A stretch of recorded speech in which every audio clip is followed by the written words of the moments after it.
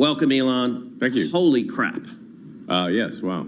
Let me just say, Never a dull moment. never a dull moment. The first 50 days the president has spent in office, over the top. And the first 50 days you've spent, I don't think there's ever been anyone to have an impact the way you have at the beginning. Let me start with a question you know a lot about. Which was worse, the mess you found at Twitter or the mess you found in the federal government? Well, it's hard to compete with the federal government. What surprised you about the federal government? I assume you came in and assumed it was bad. Yeah, Is yeah. it worse than you expected? It is worse than I expected, but on the plus side, that means there's more opportunity for improvement. So if you look on the bright side, there's actually a lot of opportunity for improvement in federal government expenditures because it's so bad. If it was a well-run ship, it would be very difficult to improve. So, like, but you know, so now it's like if people say, well, how do we figure out how to save money in the federal government? Well, it's like being in a room where the walls, the roof, and the floor are all targets. So you shoot in any direction, yeah, and you're you going to can't win. miss. Wow. Again, I'm sure you would agree. so a lot of folks have talked about like You can't miss. You can't miss. You can't miss. Yeah, just go in any direction. a lot of the crazy expenditures, things like $2 million for sex change surgeries in Guatemala, An essential. transgendered mice and Sesame Street in Iraq. A lot of that has gotten attention, but some of the stuff you've told me about, like tell us about computer licenses in government agencies. Yeah, so most of what DOGE is finding, you don't need to be Sherlock Holmes. Okay, it's very obvious, basic stuff. So in every government department, I say every because we've not yet found a single exception, there are far too many software licenses and media subscriptions, meaning many more software licenses and media subscriptions than there are humans in the department. Like you were saying, like an agency with 15,000 people might have 30,000 licenses. Yes. and even of the 15,000 employees, a good chunk of them hadn't used the license, had never logged on or used the application. Yes. We found entire situations of software licenses or media subscriptions where there were 0 logins. Wow. So it had and yet we were paying for it. Yes, so the government was paying for thousands of licenses of software or media subscriptions, and no one had ever logged in even once. Or like credit cards. You found the same thing with government credit cards. We found that there are twice as many credit cards as there are humans. That's just and I still don't have a good explanation for why this is the case. And these are $10,000 limit cards. So it's a lot of money. Is it incompetence that you're finding, or is this like the biggest money laundering scheme in the history of the world that you're finding? Look, I think it's mostly, if you say, look, what's the waste to fraud ratio? Yeah. In my opinion, it's like 80% waste, 20% fraud. But you do have these sort of gray areas. Yeah. So, example would be, so we saw a lot of payments going out of Treasury that had no payment code and no explanation for the payment. And then we'd try to figure out what that payment is, and we'd see that, okay, that contract was supposed to be shut off, but someone forgot to shut off that contract, and so the company kept getting money. Wow. Now, is that waste or fraud? Yeah, both. Both? Yeah. Yeah, exactly. I mean, But both. it's sort of a you gray know you're area getting something because you're not supposed to get. You're not supposed to get it, but the government sent it to you, and nobody from the government asked for it back. So take, for example, the $1.9 billion given to Stacey Abrams, a fake NGO. Utter insanity. Explain that. For people that don't know the story. That's corrupt. That's just corrupt, I think. That's paying off cronies at that point. 1,000%. Yeah. And by the way, she knew. Like when you get $2 billion, you don't miss that. That's not... It's not an accident. That's not... Allegedly, it was for like... environmentally friendly appliances or something, and they've given like 100 appliances so far for $2 billion. It's a very expensive toaster or whatever. Really nice. It's one hell of an appliance. That Sub-Zero fridge, boy, it's nice. Right. This is obviously one of the biggest scam fraud holes we've uncovered, which is really crazy. Is that the government can give money to a so-called nonprofit with very few controls. And then there's no auditing subsequently of that nonprofit. So there's no. So this is where, with the $1.9 billion to Stacey Abrams, they then give themselves extremely lavish, like insane salaries expense everything Yep. to the nonprofit. Buy jets and homes and all sorts of things. Live like kings and queens. Yes, On the taxpayer dime. correct. You And mentioned this is happening at scale. It's not just one or two. We're seeing this everywhere. Now, one of the things you told me about is, It's crazy. is what you It's call insane. magic money computers at the Treasury. Well, So tell us about it, because I never heard of that until you brought that up. Okay, so you may think that the government computers all talk to each other. They synchronize. They add up what funds are going somewhere, and it's coherent. There's and that the numbers, for example, that you're presented as a senator, are actually the real numbers. One would think. One would think. No, they're not. Yeah. Okay. I mean, they're not totally wrong, but they're probably off by 5% or 10% in some cases. I call a magic money computer any computer which can just make money out of thin air. That's magic money. So how does that work? It just issues payments.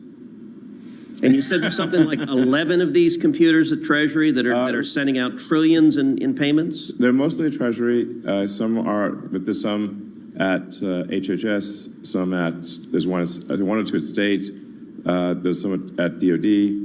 I think we found now 14 magic money computers. 14, okay. They just send money out of nothing. You have an ability to see where leverage points are and how things actually happen. So I remember back, I think it was September, October of this year, before the election, we didn't know who was going to win, and I was at your house in Austin. We were talking about it, and you said, you said, look, I don't want a job in Washington, and you said, all I want is the login for every computer. And I remember thinking at the time that sounded kind of weird, like I just didn't get it. And I have to say, what's interesting on this, if I would have thought, like, okay, how do you reform government? Like, sort of the traditional way to think about it is, okay, give me an org chart, let me sit down with the people who are running agencies. And what you saw immediately is to understand what's really going on, get to the payment systems, get to the computers. Yeah. Why is getting to the computers so critical to understanding what's actually happening? Well, the government is run by computers. So you've got essentially several hundred computers that effectively run the government. And if you want to know... Did you know that, Ben? No. Yeah. So when somebody, even when the president issues an executive order, that's got to go through a whole bunch of people until ultimately it is implemented at a computer somewhere. And if you want to know what the situation is with the accounting and you're trying to reconcile accounting and get rid of waste and fraud, you must be able to analyze the computer databases. Otherwise, you can't figure it out. Because all you're doing is asking a human who will then ask another human, and finally usually ask some contractor who will ask another contractor to do a query on the computer. Wow. That's how it actually works. So it's many layers deep. So the only way to reconcile the databases and get rid of waste and fraud is to actually look at the computers and see what's going on. So that's what I call when I sort of cryptically refer to reprogramming the matrix. You have to understand what's going on at the computers. You have to reconcile the computer databases in order to identify the waste and fraud. I don't know that there was anyone in Congress who understood, certainly myself included, who understood the leverage that comes from the computer and the data in particular. That Congress would think about, give me a report on what your expenditures are, rather than actually getting into the pipes. And I think that has been fascinating, that it's let you uncover a bunch of crap that just nobody knew. Yes. I mean, in order for money to go to a bank account, it's not like we're sending truckloads of cash all over the place. We're wiring money. Right. We're sending money through the ACH system or through the SWIFT system. So in order for money to flow, it's going to flow electronically. So that's what you need to look at. You need to look at the actual electronic money flows. And Tesla and all your companies, you have accounting and you have every expenditure, you have it coded for what it's going for. Federal government doesn't work that way. They don't code what the money's going for. They do now. But they didn't. They didn't. And like one of the things that you told me, you said if any company kept its books the way the federal government does, they'd arrest the officers and put them in jail. Yes. And if it was a public company, it would be delisted immediately. It would fail its audit, and the officers of the company would be imprisoned. That's the level of malfeasance in the federal government, unfortunately. It's stunning. Deliberately Or do you think this is incompetence again? It's 80%. It's 80% incompetence and 20% malice. So if in you my look opinion. if you look at DOGE now, and you look at the government and what you're finding, what percentage have you guys even gotten to, and how much of it is Mars, where you haven't even gotten there yet because there's so much you're finding out here? I mean, how many? You seem like a timeline guy when you say, all right, I want to get in there and get all these, numbers and things. How far are we from the end game, where you've seen it all, been able to process it all, and fix it? I mean, are we years away, months away? Not years. I mean, I'm reasonably confident that we'll be able to get $1 trillion of waste and fraud out, and that meaning that we'll have a net savings in FY26, which starts in October, obviously, of $1 trillion.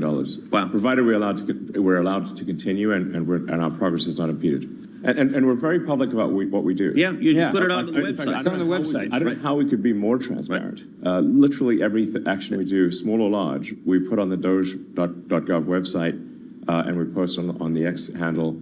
And when people complain about it, and they say, "Oh, you're doing something unconstitutional," I'm like, "Well, which of these cost You're doing savings?" it in the daylight. I mean, everyone knows exactly what you're doing. Extreme transparency. Yeah.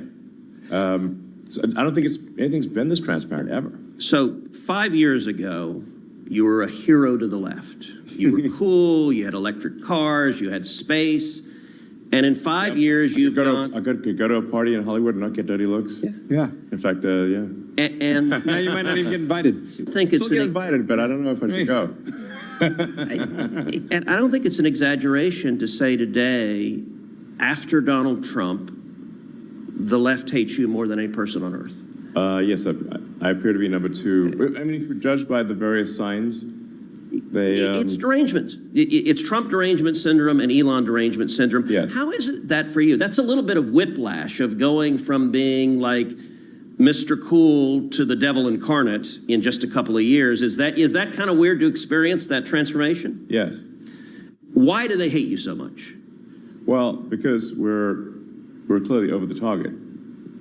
If DOGE was ineffective, if we were not actually getting rid of a bunch of waste and fraud, and a bunch of that fraud, I mean, the fraud we're seeing is overwhelmingly on the left. Mm-hmm. I mean, it's not zero on the right, but these NGOs are almost all left-wing NGOs that are being funded, for example. Yep. So they hate me because DOGE is being effective, and DOGE is getting rid of a lot of waste and fraud that people on the left were taking advantage of. That's what it comes down to. And the single biggest thing that they're worried about is that DOGE is going to turn off fraudulent payments of entitlements.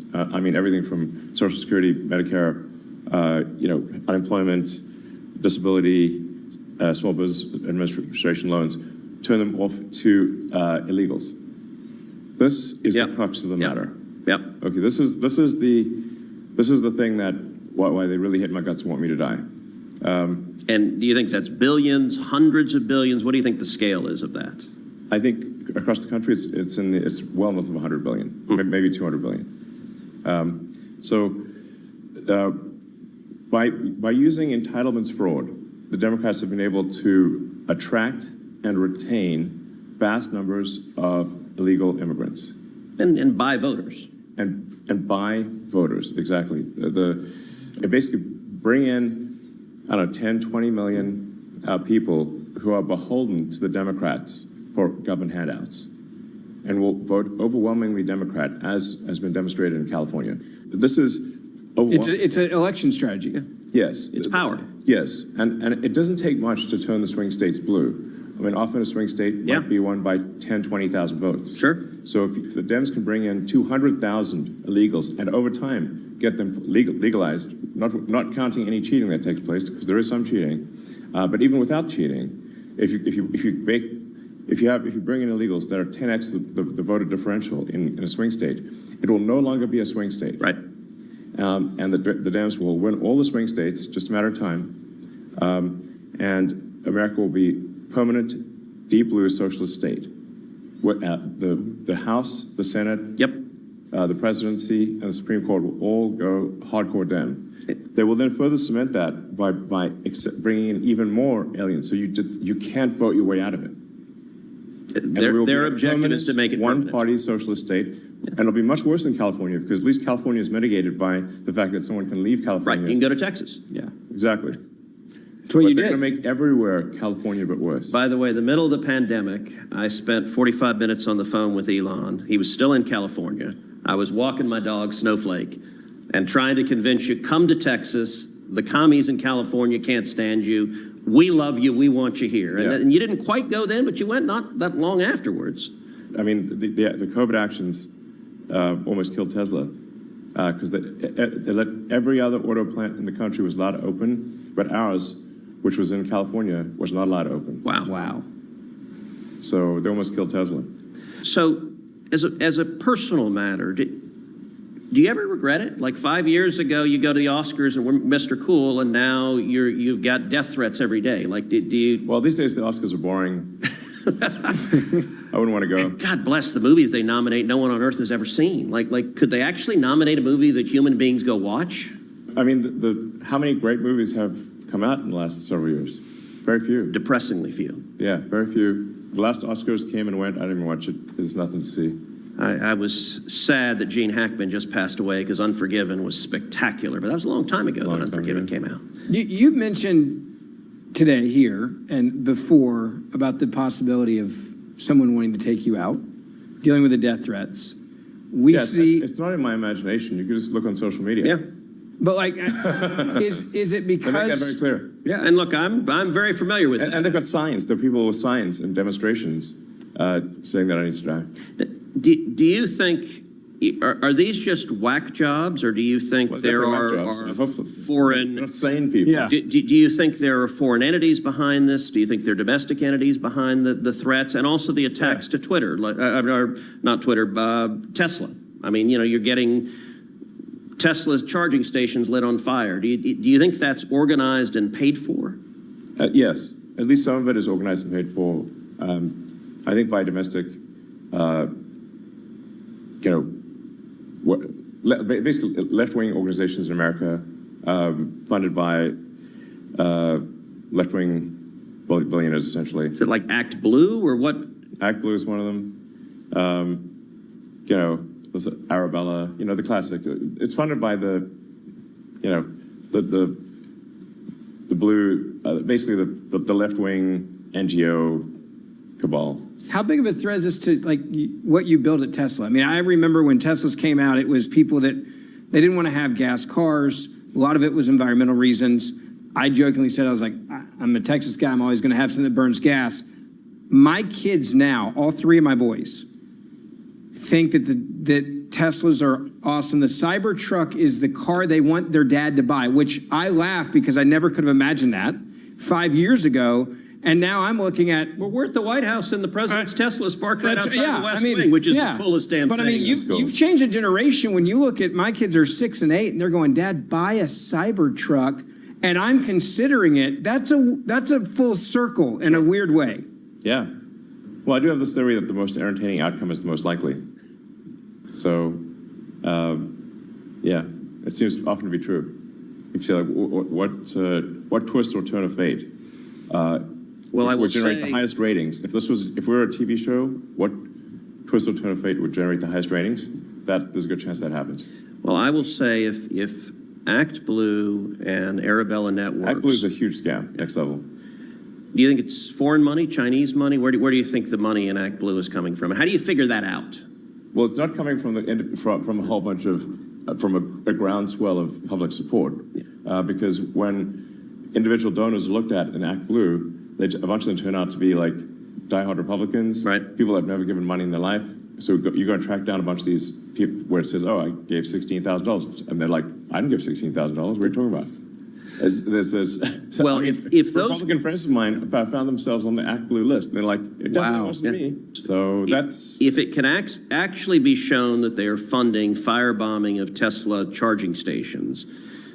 That's objectively a criminal act. That is funding terrorist activity, right. and the statutes make clear that an incendiary device qualifies. So that's a big down deal. is a terrorist activity. Yeah.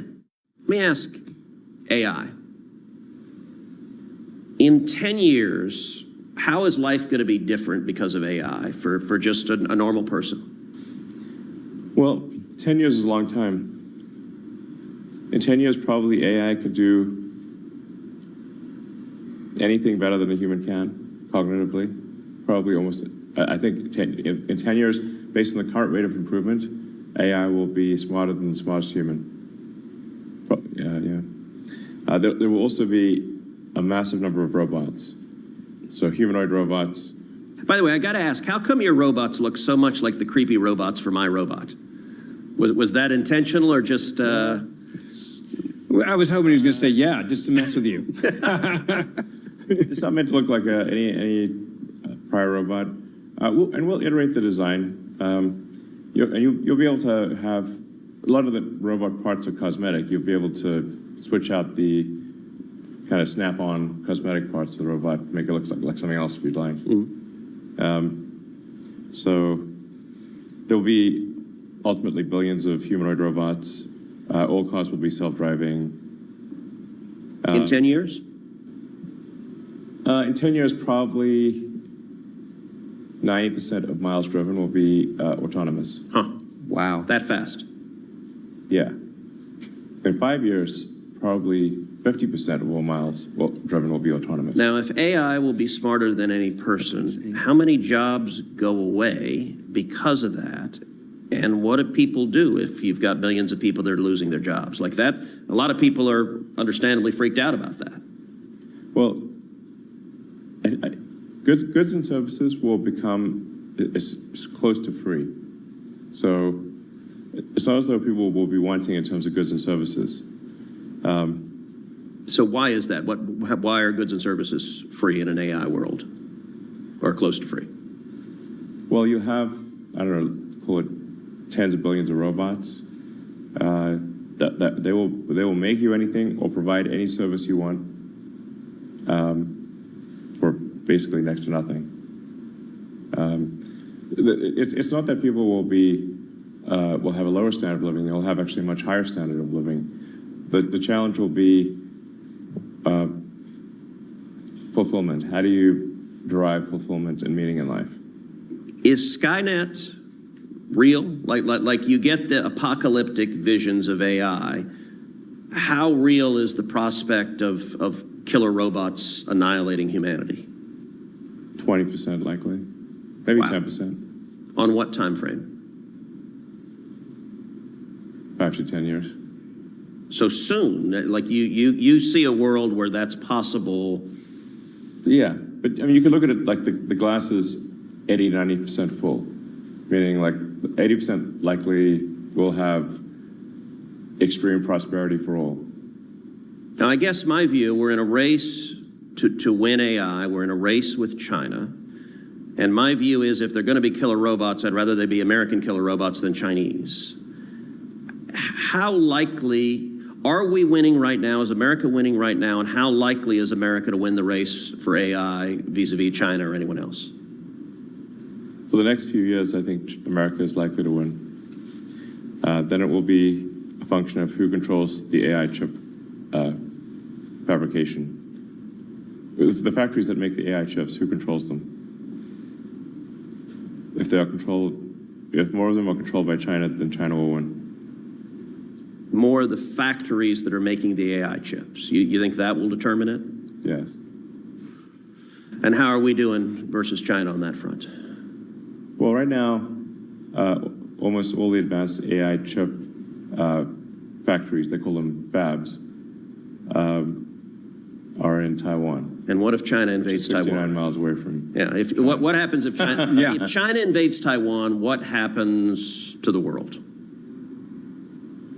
Well, if they were to invade in the near term, the world would be cut off from advanced AI chips. And Currently, 100% of advanced AI chips are made in Taiwan. How fast could we put that online in America, and how important is that for national security? I think it's essential for national security, and we're not doing enough. you're 53 years old. I'm 118 days older than you. By the way, what the hell have I done in my life? I know, right? 53 years old. Doing pretty well. Well, So 71 was a great year. and I was December 70, so I was just right before. Okay. You were the summer of 71. I was born 69 days after 420. Wow. I did ask Ben. This is true. Look, this is true. All right, you just Rogan opened up interview, the can of words. I did ask Ben, should I show up and pull up a joint and say, can we beat Rogan's views? But I was pretty sure it might cause a scandal if we What smoked if it was pot in the like White a- House. It just turned out to be like a chocolate cigar. Yeah. Let me ask you, if today was your last day on Earth, Yeah. What? what I'm not suggesting it's going to be, but if it were, what do you think your biggest legacy would be? Of everything you've done, 100 years from now, what do you think people would remember if it were 0 to today? And will you ever go to space? In the distant future, 100 or 1,000 years ago, if SpaceX got humans to Mars, that's what they would remember me for. All right, final set of questions. Who's the smartest guy you've ever met? You hang out with some brilliant people. Like when you look, what's a CEO you look at other than yourself? What CEO do you say, damn, that guy's good? Larry Ellison's very smart. So I'll say Larry Ellison's one of the smartest people. Larry Page. I mean, there are a lot of people that are very smart. It's hard to say, like, I think to some degree smart is as smart does. So, what have they done that is difficult and significant? Jeff Bezos has done a lot of difficult and significant things. There are a lot of smart humans. I call them smart for a human. A lot of people who are in the smart for a human category. All right, final lightning round. Star Wars or Star Trek? The first movie I saw in the theater was Star Wars, so I think it had a profound effect on me. I was 6 years old, I think. Imagine if the first movie you ever see in a theater is Star Wars, it's going to blow your mind. Best Star Wars movie? Empire Strikes Back. The only Amen. objectively right answer. I stood in line Amen. for 3 hours with my dad to see it on opening day. Kirk or Picard? I like them both, but Kirk. Again, objectively right answer. By the way, James T. Kirk is a Republican and Picard is a Democrat, and the left gets very mad when I say that. Yeah. Best Star Trek movie? The first Star Trek movie, maybe? Now that's in... Wrath of Khan. Okay. Wrath of Khan. Wrath of Khan. Actually, both Wrath of Khans were pretty good. But yeah, the original Wrath of Khan. Ricardo Montalban. Revenge is a dish best served cold. It is very cold in space. Although I will say, Wrath of Khan is objectively the right answer, but 4 is a sleeper. When they go back to San Francisco and go find the whales, and Scotty picks up the mouth and talks to it, then goes, a keyboard, how quaint.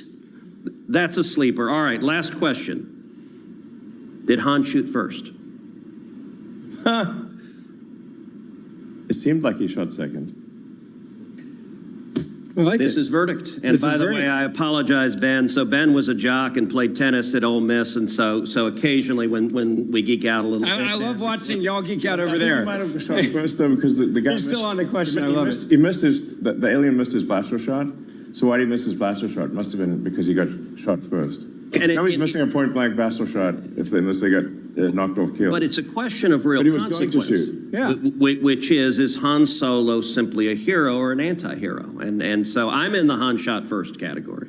I don't like sanitized stories. He would have had to have shot first, because otherwise why would the alien miss a point blank range? Are you ever going to go to outer space? Is that something in your life goals? Yeah, I'd like to go to Mars at some point. And people have said, do I want to die on Mars? And I say, yes, just not on impact. Now, that's a very good answer. The astronauts on the space station, are they political prisoners? Some of them are. Because Yes. you could have given them a ride back, and Joe Biden said no, purely for politics. Yeah, I mean, there's been some debate about this online, but the thing is that it was a very high-level decision. So it wasn't really even a NASA decision. Yeah. It was just that the Biden White House did not want to have someone who was pro-Trump rescuing astronauts right before the election. So they pushed it. Well, if you're one of those astronauts, you got to be pretty pissed off about that. Well, if they're a Democrat, yes. It's a Republican, yes, but if they're a Democrat, like, everything's fine. Fair enough. So I think one of them is a Republican, one is a Democrat. So it depends on which one you ask. Well, thank you, Elon. Thank you. This was awesome. And let me say, and by the way, I put out on X the day before yesterday, if you were having a beer with Elon and could ask him anything, what would you ask? And got lots of responses. Yeah. The most common response people said is say thank you. Look, right. Texans and the American people appreciate what you're doing. Sure. You don't have to put up with this BS, and you're doing it. I'm grateful. You're making a hell of a difference for this country. I appreciate you, and the Americans appreciate you. Thank you. It's essential for the future of civilization. Otherwise, I wouldn't be doing it. Yes. It's not like I want to get death threats, you know? No. Don't forget, we do this show Monday, Wednesday, and Friday. Hit that subscribe or auto download button from the White House. It's been a pleasure. Thanks for being with us on Verdict. We'll see you guys back here in a couple of days.